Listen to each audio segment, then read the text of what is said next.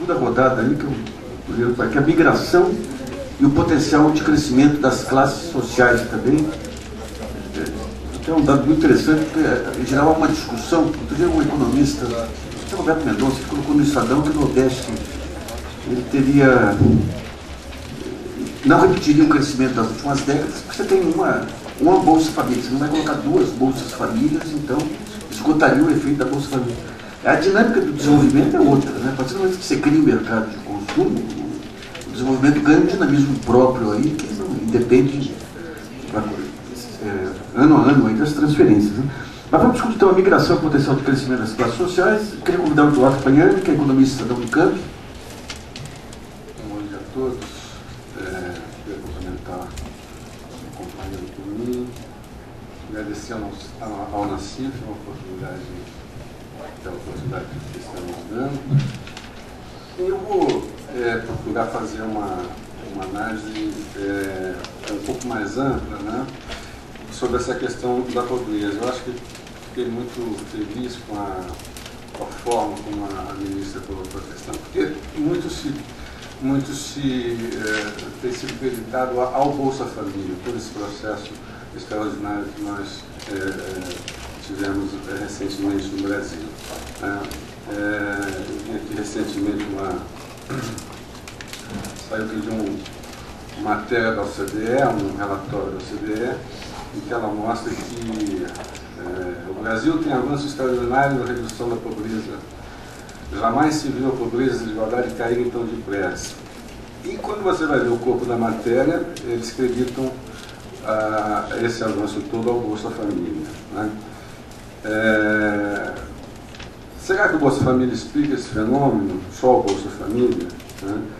Por exemplo, no México, tem um programa Oportunidades, né, que é muito semelhante, aliás, é anterior ao Bolsa Família, que inspirou o Bolsa Família, e a pobreza no México hoje é 44%. O que eu queria também mencionar é que até eu acho que quando se diz que o responsável por essa redução da pobreza, esse avanço extraordinário todo, a redução das desigualdades, etc., é fundamentalmente o Bolsa Família, eu acho que não se faz justiça ao legado do presidente Lula. Né? Eu acho que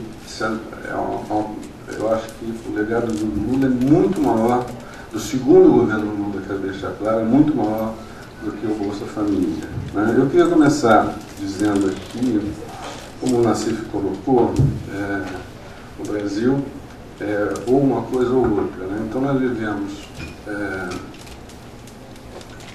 o mundo viveu entre 1945 e 1975 os 30 anos de ouro do capitalismo, com as políticas de pleno emprego, o Estado de Bem-Estar Social, etc. Depois de 75 nós tivemos 30 anos de ouro de chumbo, eu diria, do neoliberalismo. Né? E nós aproveitamos aqui, quando nós fizemos a Constituição de 88, o neoliberalismo não estava muito claro.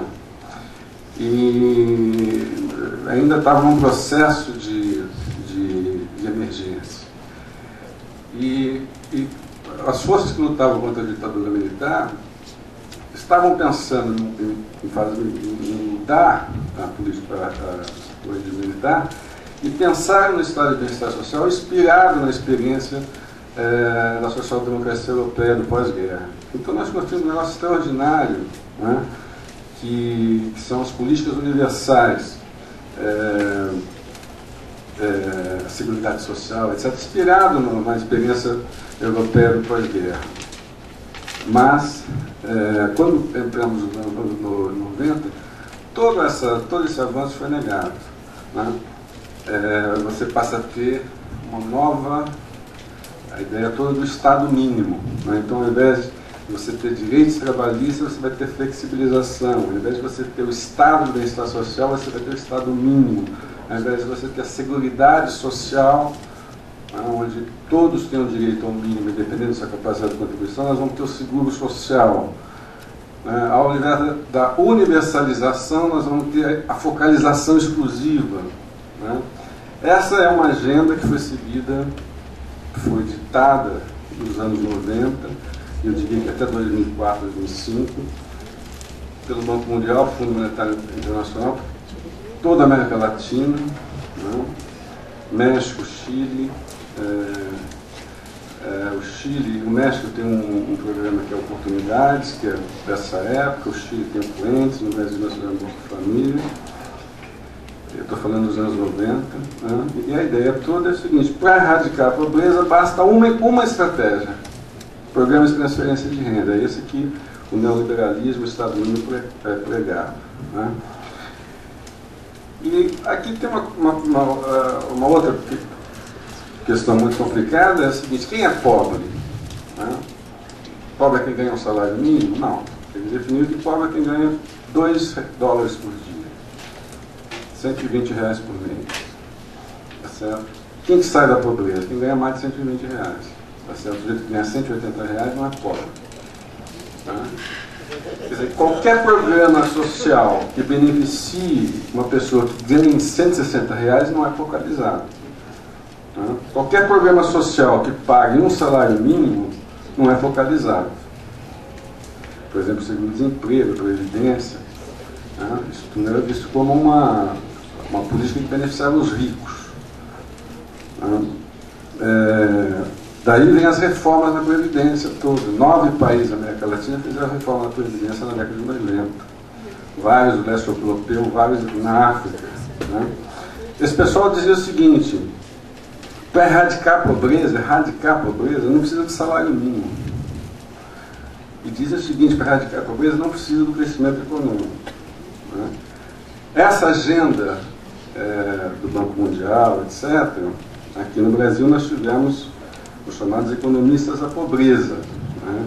O que mostra que foram hegemônicos no debate até recentemente, mas o que mostra, na verdade, a pobreza dos economistas na questão social, né? O economista de uma nota só, né?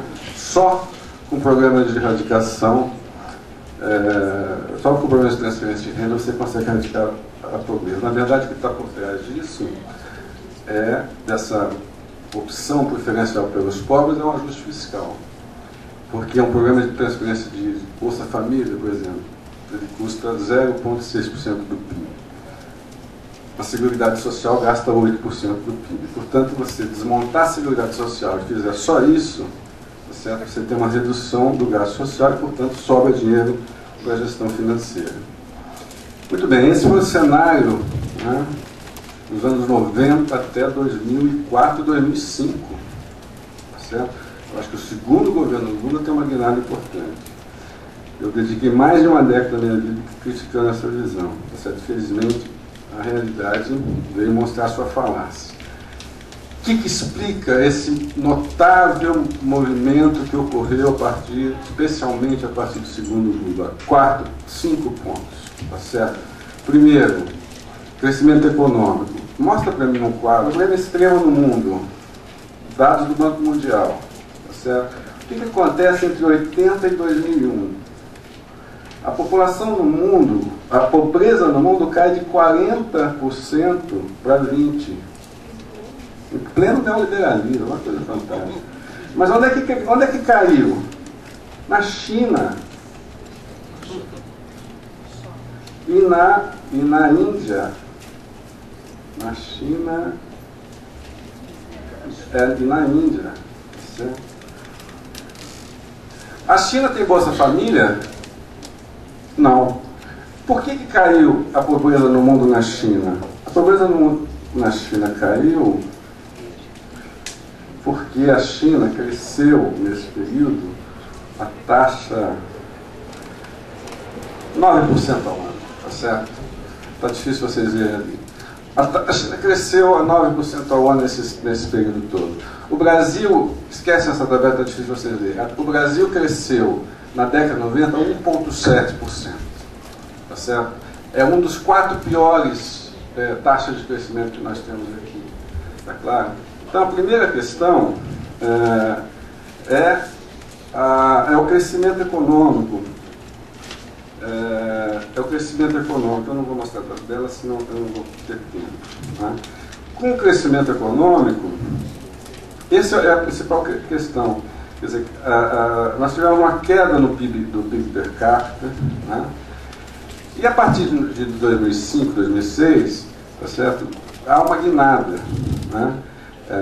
Enfim, há uma mudança na política econômica. Nós passamos a ter um crescimento do PIB, enfim, entre 2005, 2004 e 2010, em média de 5% ao ano.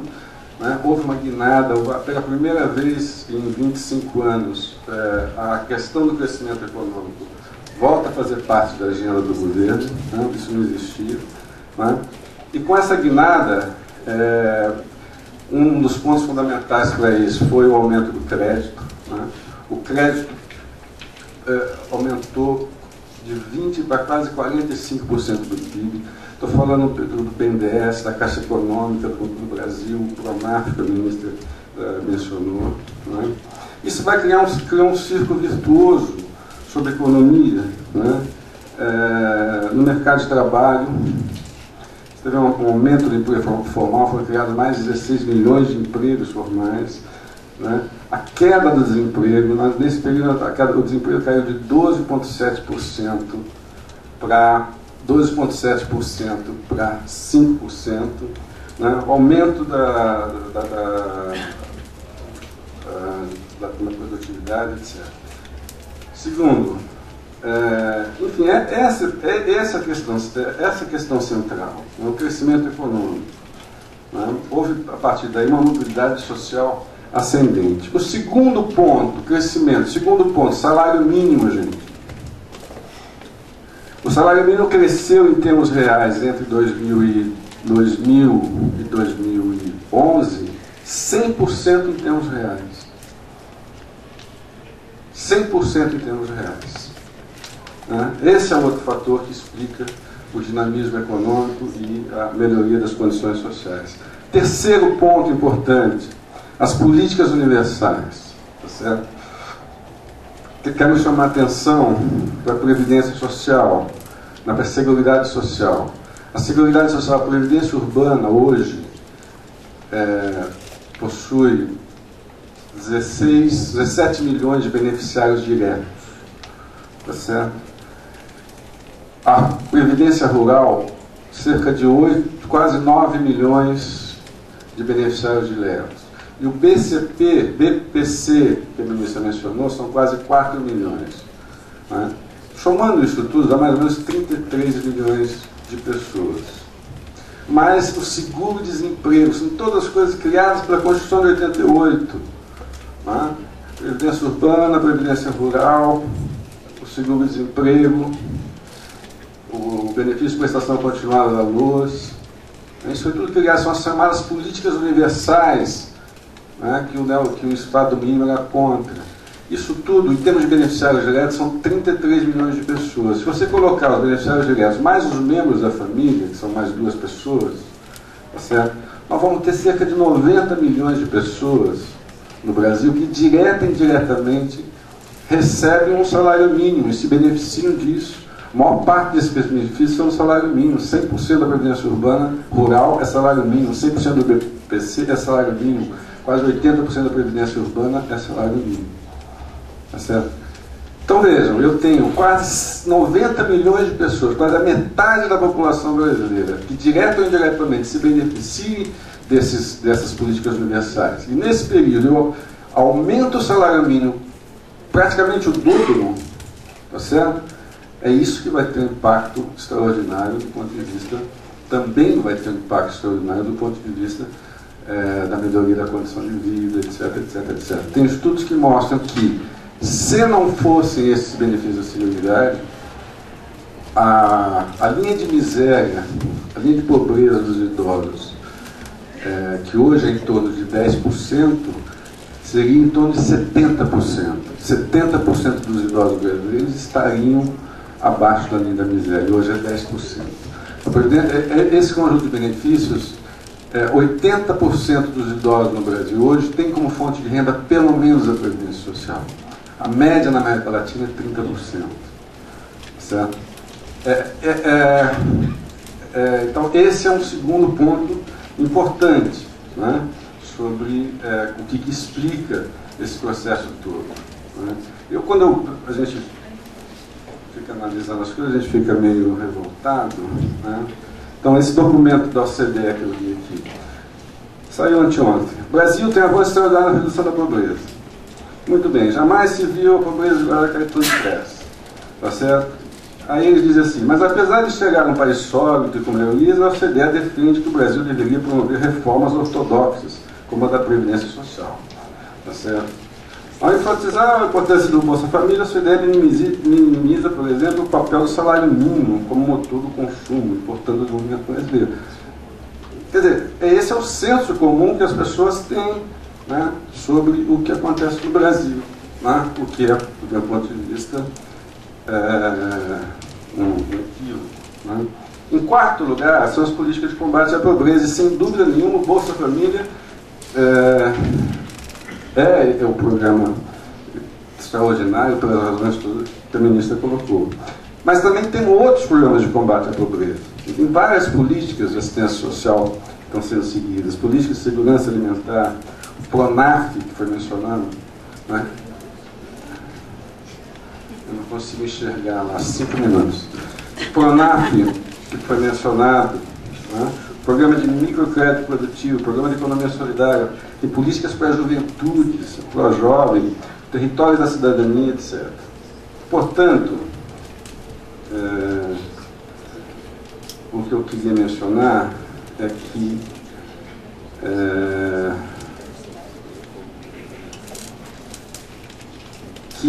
o principal legado que explica, na verdade, esse avanço extraordinário é esse conjunto de medidas, tá certo? O crescimento econômico, os impactos que isso teve no emprego, na renda, tá certo?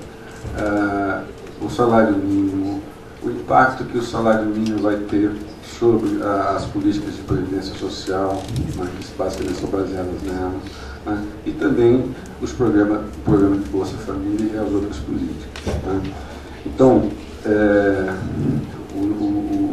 esse conjunto de coisas, quer dizer, o grande legado do Lula, né, desse legado, no segundo mandato, e até fazer uma homenagem a ele, né, que atravessa um momento difícil, eu diria mesmo, com toda essa franqueza, que nunca antes na história desse país você montou uma estratégia de desenvolvimento econômico, com estabilidade monetária, que tinha como seus eixos básicos o desenvolvimento social, visando a distribuição da renda, a redução da pobreza, a redução das desigualdades. E, importantíssimo, convergência entre ações universais focalizadas. Certo? Esse é o legado do Lula. Certo? Uma política de desenvolvimento econômico solidária com o desenvolvimento social, baseada no emprego, na renda, né? E convergência entre a política universal e política focalizada. Antes essas coisas eram vistas como antagônicas. Ou você focaliza ou você universaliza. Tá certo? Para focalizar, tem que desmontar, tem que fazer as reformas da Previdência, você olha, né? Porque senão não dá para fazer as duas coisas juntas. Não. Quer dizer, o que você avançou nesse segundo mandato, né, foi essa visão que essas coisas não são excludentes, mas são convergentes, são complementares. O Brasil precisa tanto de políticas focalizadas como políticas universais. Tá certo? E o próximo passo que foi dado aqui, que a ministra mencionou, que é a questão do Brasil sem miséria, é exatamente nessa direção, vai exatamente nessa direção, aproveitar essas sinergias, né, entre a educação, como ela mencionou aqui, e a focalização, entre a saúde e a focalização, entre o sistema de emprego e a focalização. É isso que a gente tem que se caminhou muito. Né? O Comim deve falar sobre isso, né? Mas eu acho que também avançamos muito. O PNUD tem uma contribuição muito importante, né, que é sair desse critério monetário, né, arbitrário do Banco Mundial. Pobre é quem ganha $1 por dia, $2 por dia. Né, e passar e pronto, você transfere dinheiro, um abraço. Tá certo? E passar por um critério, né, que é o que o PNUD avançou muito desde os anos 90, etc., né, que é passar para a ideia do índice de pobreza multidimensional. Né? A pobreza não é só dinheiro. Tem e o programa Brasil Sem Miséria incorpora essa dimensão. Né? Tem um autor indiano que pesquisou qual que é a opinião dos pobres sobre o significado da pobreza. E ele resume toda essa pesquisa, ele fez num parágrafo curto. Pobreza é fome, é falta de abrigo. Pobreza é estar doente e não poder ir ao médico. Pobreza é não poder ir à escola e não saber ler. Pobreza é não ter emprego e temer o futuro. É viver um dia de cada vez. Pobreza é perder um filho para uma doença trazida pela água não tratada. Pobreza é falta de poder, falta de representação e liberdade. Né? Portanto, a pobreza não é transferir dinheiro.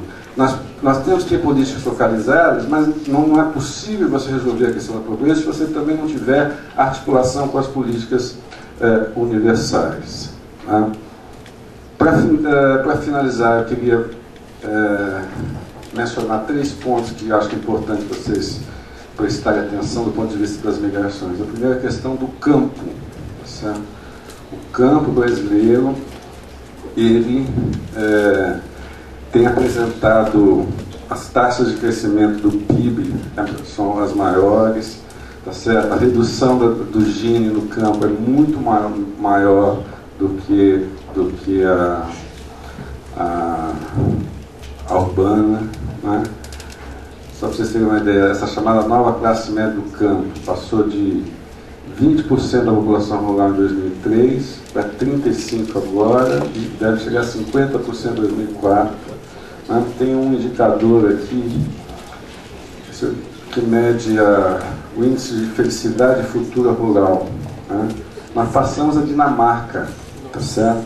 Somos o segundo no mundo, né?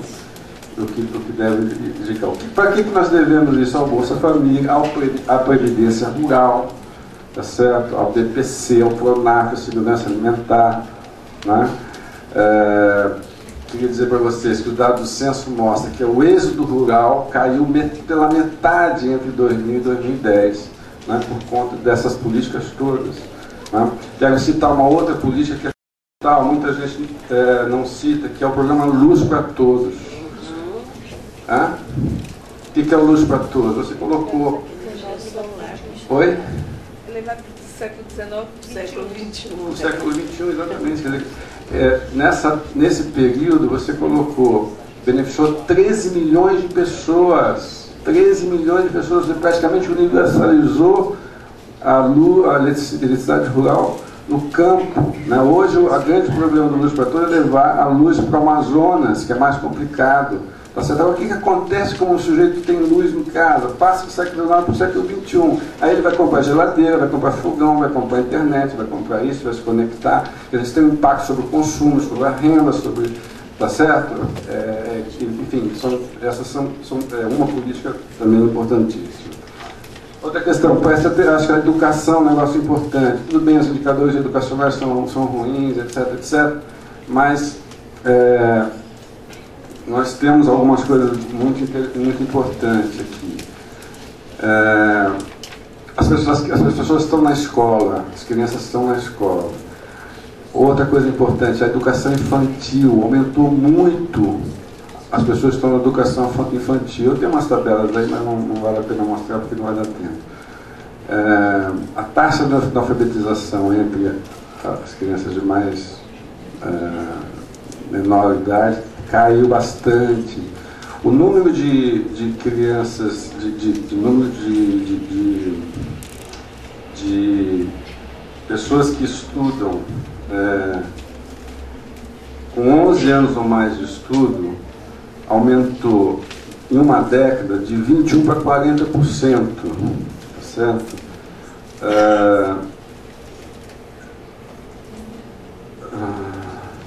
97% das crianças de 6 a 14 anos estão na escola. E entre 99 e 2009, você tinha 20% das crianças de 0 a 5 anos na escola, você tem hoje quase 40%. Tá certo? O que significa educação infantil? Significa uma grande, enorme possibilidade cognitiva, tá certo? Assim como a classe de mais alta renda, os filhos vão para a escola desde pequenos, com esse problema, as crianças das classes de baixa renda estão indo para a escola antes. Isso tem avanços fantásticos em termos de cognição. Eles já vão entrar no ensino fundamental sabendo ler, sabendo escrever. Então essa é uma outra coisa importante. Outro ponto, para finalizar, que eu queria mencionar, é a questão da inclusão digital. Certo? No Brasil,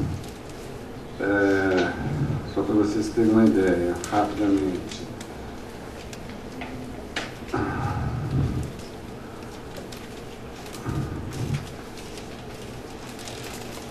acesso à internet, 20% dos domicílios urbanos, 14% no Nordeste, 11% no Norte. Acesso à internet por município, só 46% dos municípios têm acesso à internet.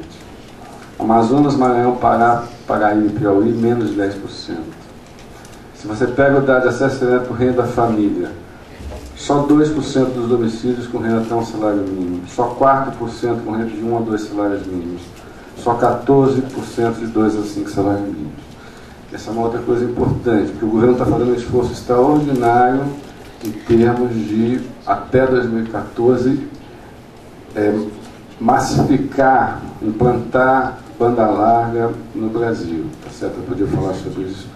Deixa aqui, se alguém tiver algum interesse, eu posso falar. Isso vai, acho que grande parte desse esforço vai se concretizar até 2014 e isso vai dar uma mudança importantíssima na questão da inclusão digital, que está absolutamente associado com os avanços que a gente tem feito em termos de educação, a despeito dos indicadores serem ruins, etc. Tá? Por último, para finalizar, eu quero só dizer o seguinte: o esforço que o Brasil fez, essa combinação toda, é realmente extraordinária, e a questão é como continuar, né? Como não perder essa questão. Eu acho que o Nassif colocou aqui no começo, a ministra também apontou essa questão. Eu acho que nós temos que ver a questão macroeconômica, certo? Essa combinação, taxa de políticas monetária, fiscal e cambial desarticuladas não dá grande coisa, tá certo? O Brasil não é possível o Brasil pagar o que ele paga de juros, não é possível. Nós somos a maior taxa de juros do mundo, em termos reais, nós somos os maiores pagadores de juros. Nós perdemos para a Grécia, aliás, nós só ganhamos da Grécia em termos de taxa de juros reais, tá certo? Mas somos líderes do G20. Certo? Eu fiz um estudo aqui, uma brincadeira, o que a gente gasta de juros, por exemplo, esse ano passado nós gastamos 190 bilhões de juros, só pagamento de juros, nem estou falando na parte que vai para a rolagem da dívida, etc. Só para usar brincadeira, para a gente entender um pouquinho melhor.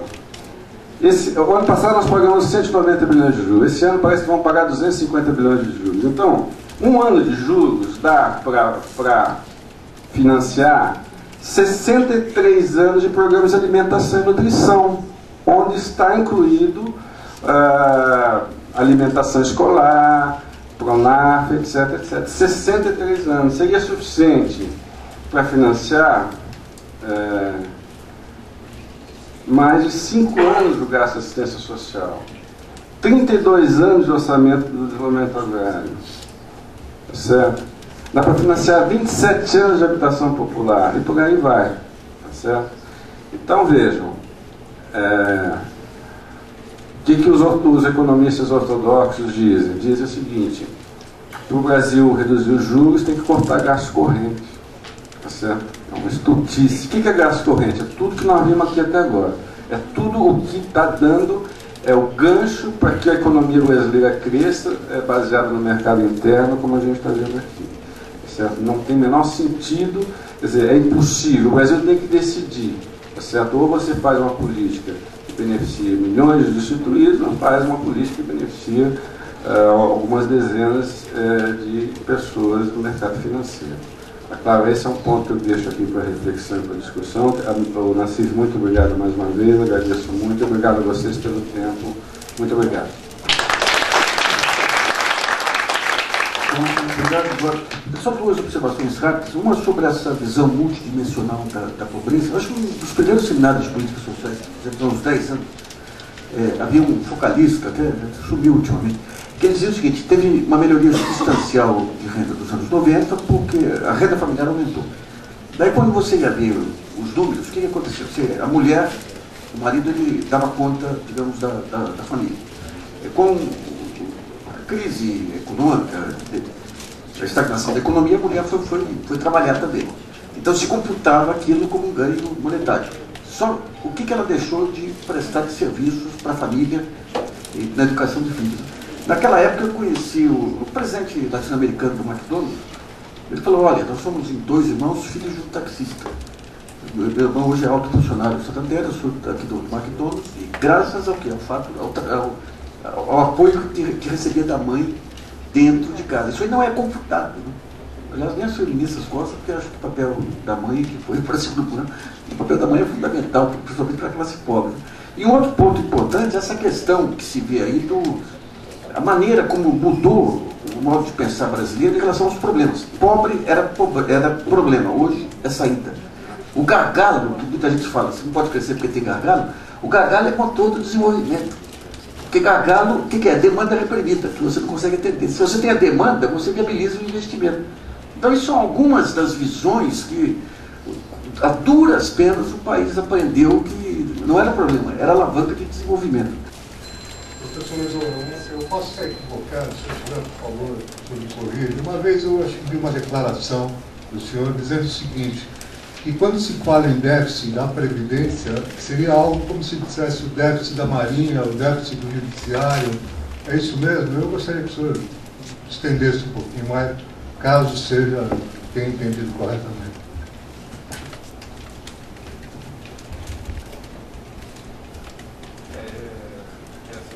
Alô, é que normalmente a ideia é que à luz da Constituição não existe déficit, certo? Porque a Previdência, o que se faz normalmente é a receita do INSS urbano tem que cobrir as despesas do INSS urbano e as despesas do INSS rural.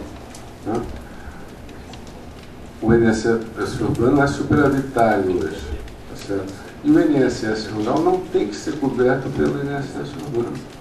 É o que está escrito na Constituição. Porque em 1988, o que os constituintes fizeram? Bom, eu tenho 8, 6, 7 milhões de pessoas que trabalharam nesse regime de semi-escravidão, certo? Na década de 40, 50, 60 e 70. Chega em 88, tem 60, 65 anos de idade. O que eu vou fazer com esse pessoal? Deixar na rua? Não. Seguindo a ideia da seguridade social, o princípio da seguridade social, que é a base do welfare state, que foi o que nós tentamos copiar na Constituição de 88, né? O que a sociedade decidiu foi: não, nós vamos acolher, né, esse pessoal, tá certo? E para acolher esse pessoal, nós vamos criar novos impostos. Que impostos foram criados em 88? A contribuição sobre o lucro e a contribuição sobre o faturamento. Foram impostos para financiar a previdência rural, benefício de prestação continuada, o SUS é gratuito, universal, tá certo? Portanto, quando você pega os gastos da Seguridade Social, Previdência, Saúde, e as fontes de financiamento da Seguridade Social, isso dá lucro, é superavitário, tá certo?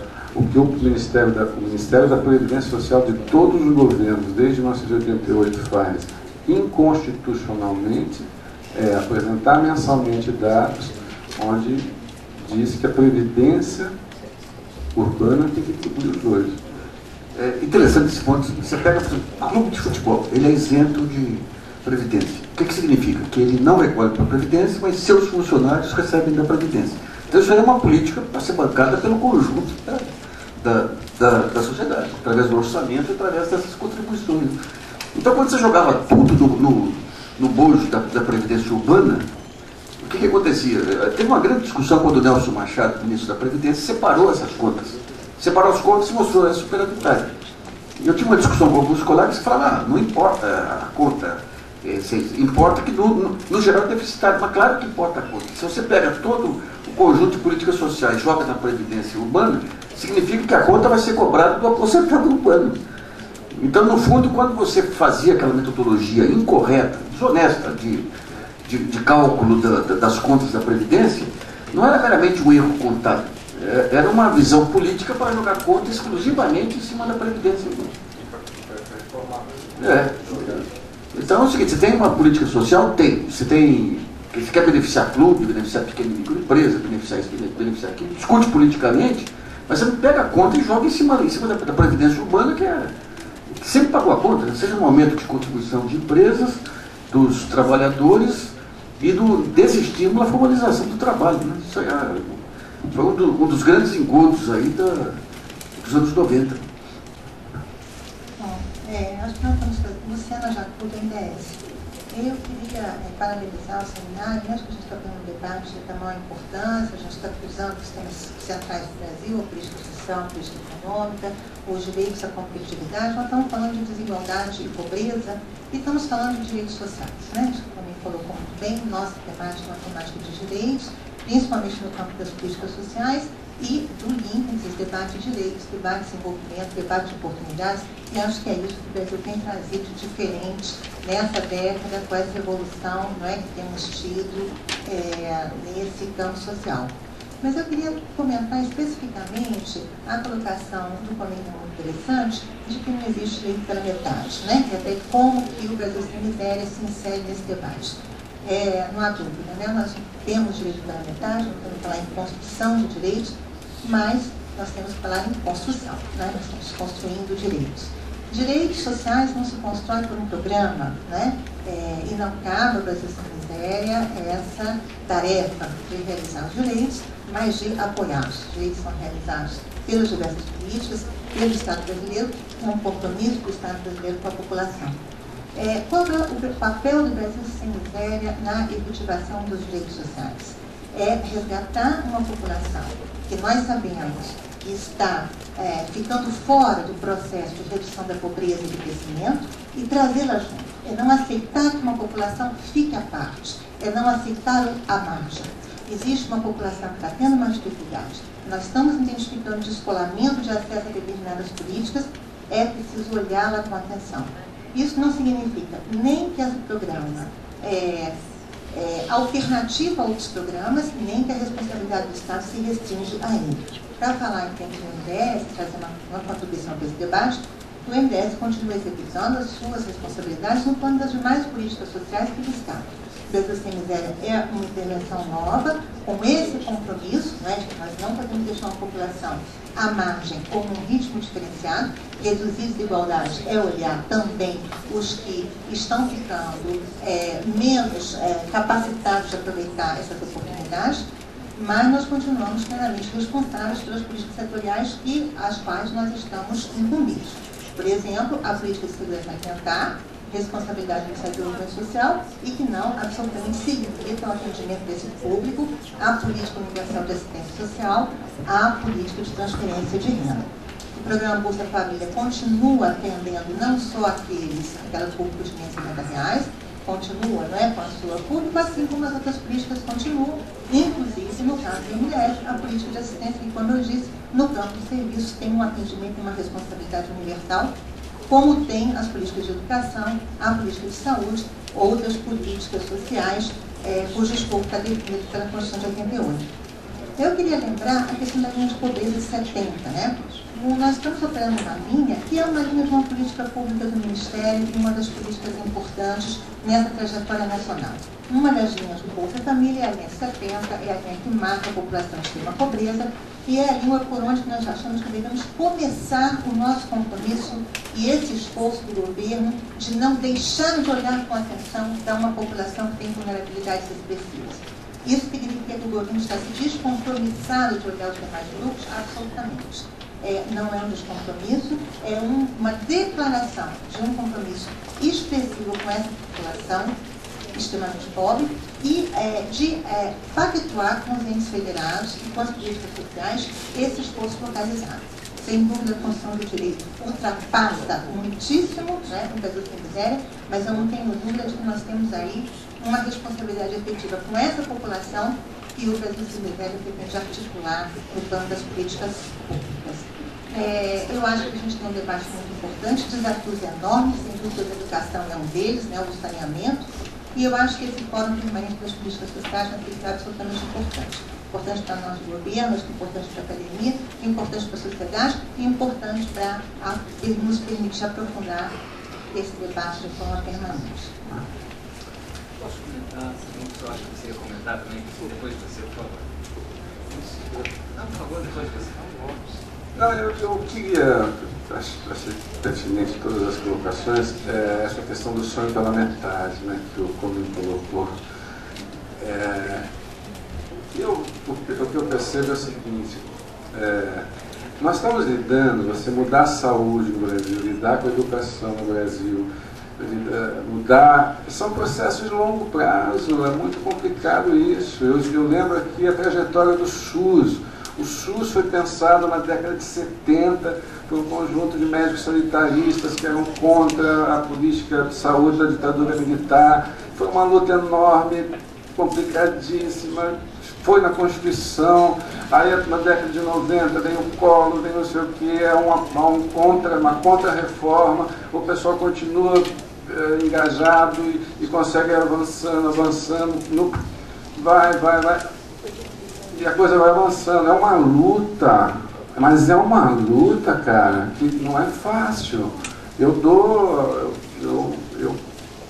acho o pessoal que luta pelo SUS, para mim é uma coisa extraordinária. Isso tem uma capilaridade enorme, é dificílimo você, como se tentou fazer, tá certo? Privatizar a saúde no Brasil. É difícil mudar essa questão, você mudar o SUS, você acabar com o SUS, como já se tentou. A assistência social passa pelo mesmo processo, tá certo? Desde a Constituição de 88. Aprovou a Constituição de 88, fizeram a Lei Orgânica de Assistência Social, o Collor vetou integralmente em 1992, tá certo? Foi aprovado pelo Itamar em dezembro de 93, tá certo? Começou a ser plantado em 95. Aí é uma luta,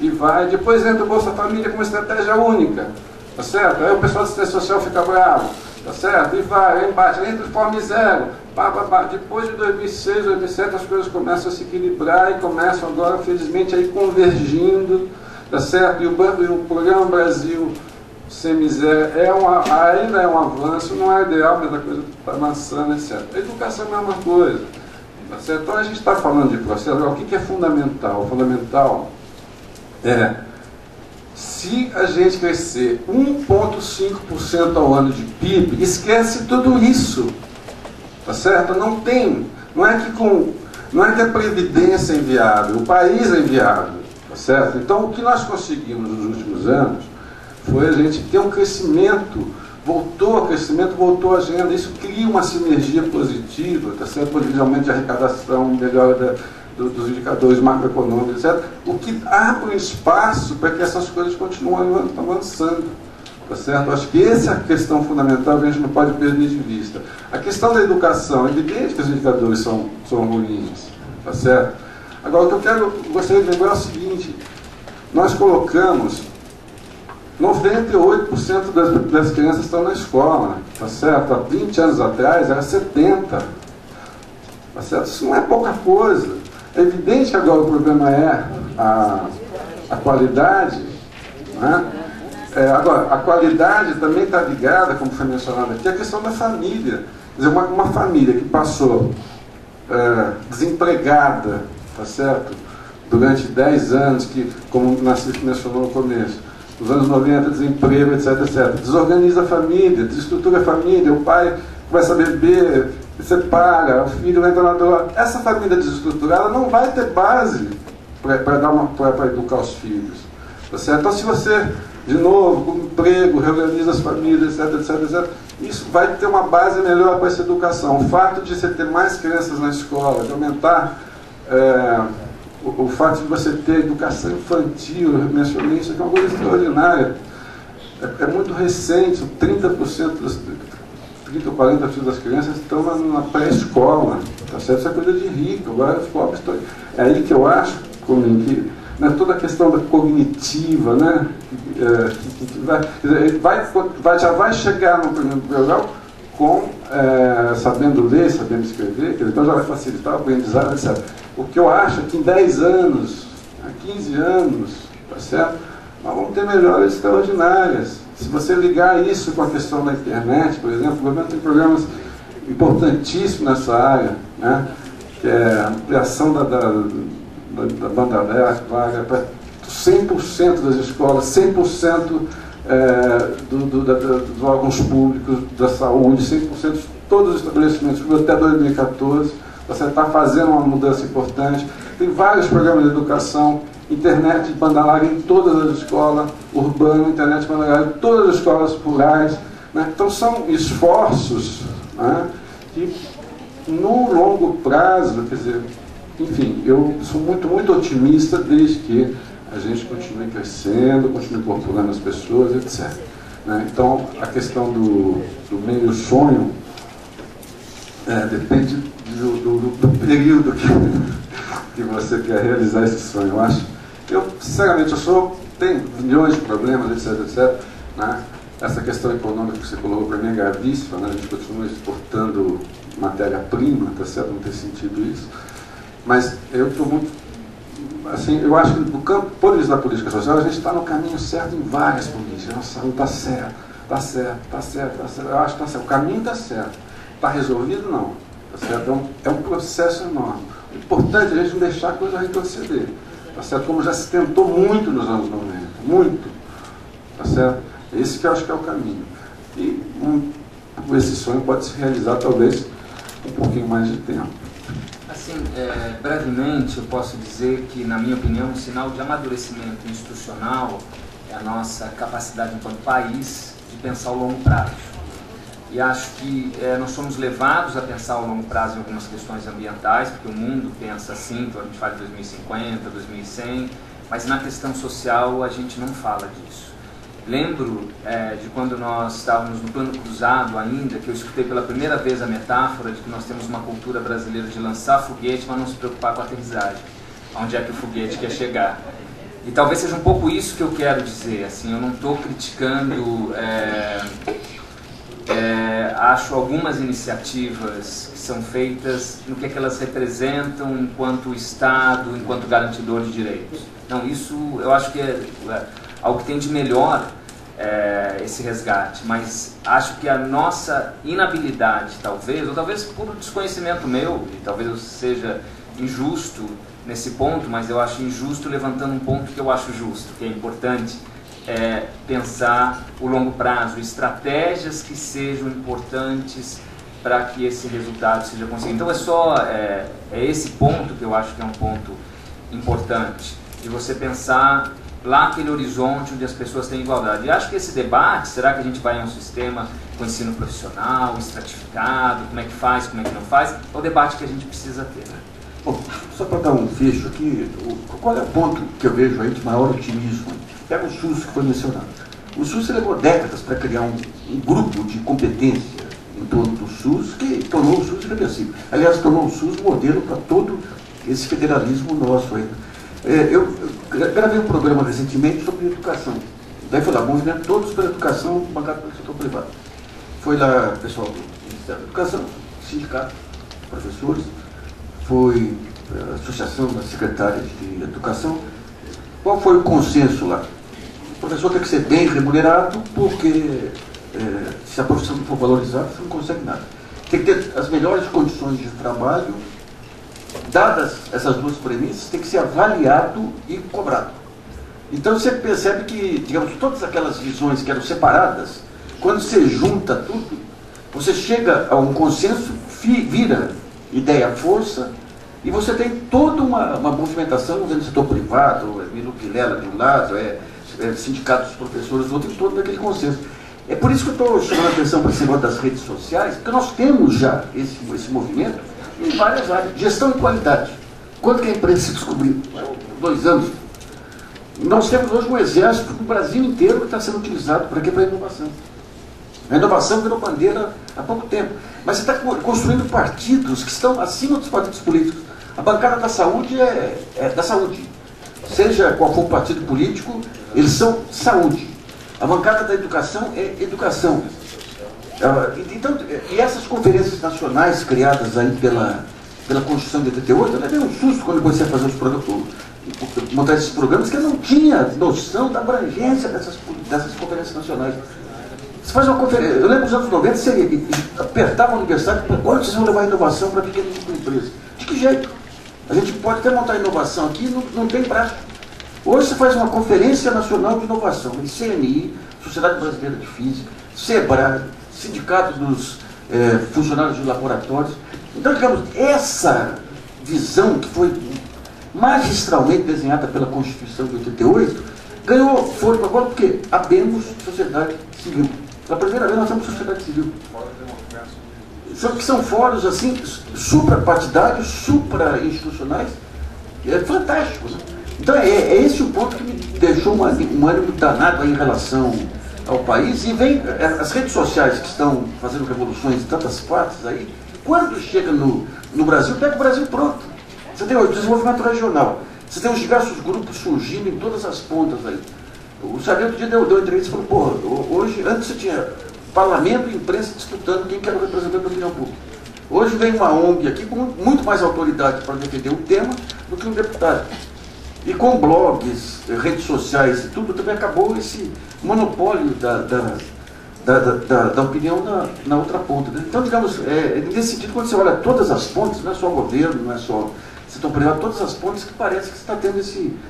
Eu não digo renascimento, não, o nascimento, efetivamente, da sociedade civil. Eu queria agradecer muito os dois palestrantes, foi também uma mesa muito rica, aí que vai dar muito espaço para discussões, já teve aqui, para discussões futuras. Muito obrigado, então.